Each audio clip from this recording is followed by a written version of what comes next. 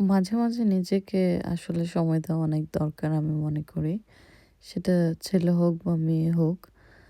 কিন্তু আমরা যখন কোনো রিলেশনে থাকি তখন মনে হয় না, আমরা আরেকজনকে সময় দিব না। আমার সময় দরকার নেই নিজের জন্য। আমি তার সাথে সময় কাটাইতে চাই। কিন্তু সত্যিকার অর্থে যখন আপনি নিজের সাথে সময় কাটাতে যাবেন, আপনি অসাধারণ ফিল করবেন। সো ওইরকম একটা দিন আমার। আমি নিজে নিজেকে সময় দিতে গিয়েছিলাম আজকে।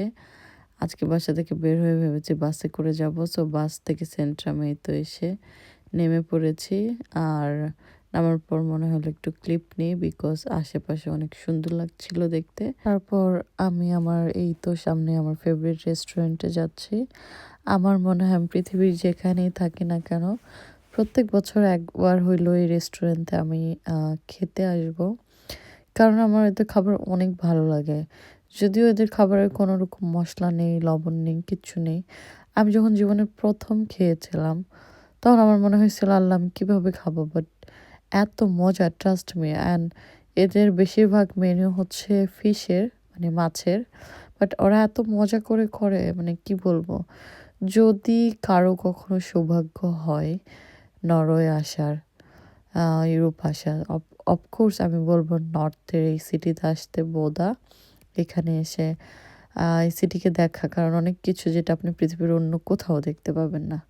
যাই হোক, এরপর আমি এই তো রেস্টুরেন্টের ভিতরে ঢুকে বসে চারিপাশে ভিডিও নিচ্ছিলাম অ্যান্ড খাবারের অর্ডার দিয়েছিলাম। আর আমার এত লজ্জা লাগে ভিডিও করতে, মানুষ নেই, এরপর লজ্জা লাগছিল। মনে হচ্ছে আমি চুরি করে আসলে ভিডিও করছিলাম। তারপর ও আমাকে মেনু দিছে। মেনুতে আমি এই তো লেমোনাইড অর্ডার করছি অ্যান্ড টর্ক ফিশ গ্রিল। একটু পর খাবারটা দেখতে পাবেন, বাট খাবারটায় অসাধারণ মজা থাকে। এই তো এই মাছটা একটা শুকনা মাছ যেটা ওরা স্টিম করে, অ্যান্ড কিছু টমেটো, আলু, তারপর হচ্ছে আপনার মটরশুঁটি অ্যান্ড কিছু মানে আই থিংক স্পিনাচ, মানে পালং শাক ওরা দেয়।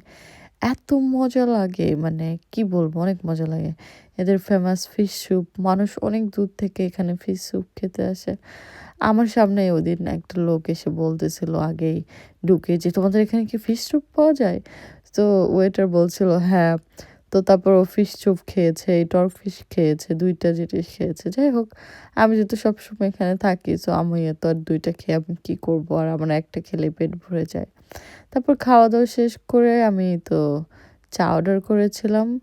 আর এই যে দেখেন, চায় আমি কি করছি? আমি মানে এই ব্যাগটা ভিতরে ঢুকায় না দিয়ে এরকম করে সব ভুল করে ফালায় দিছি ভিতরে।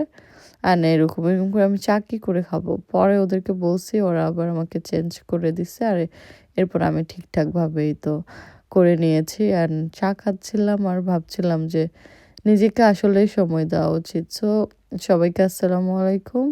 অ্যান্ড আশা করি সবাই ভালো আছেন অ্যান্ড সবাইকে ভালো থাকতে হবে। I pray that. আর আমার কোনো কিছু ভুল হলে সবাই ক্ষমার দৃষ্টিতে দেখবেন। আর আমি এরপর রেস্টুরেন্ট থেকে বের হয়ে ভাবছিলাম আশেপাশে একটু ভিডিও করি। আর আ আশেপাশে আসলে এই যে এটাই হচ্ছে রেস্টুরেন্ট অ্যান্ড ডান পাশে এই তো এটা হচ্ছে এখানকার সবচাইতে বড় লাইব্রেরি।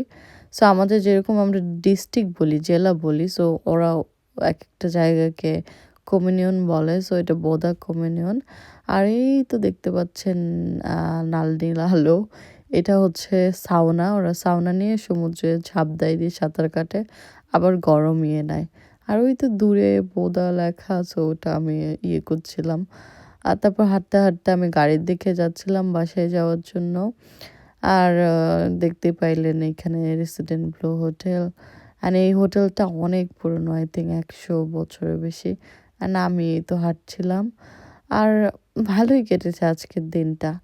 সো সবাই আমার জন্য দোয়া করবেন অ্যান্ড সবাই ভালো থাকবেন। এটাই আশা করি অ্যান্ড সবাইকে আল্লাহ হাফেজ।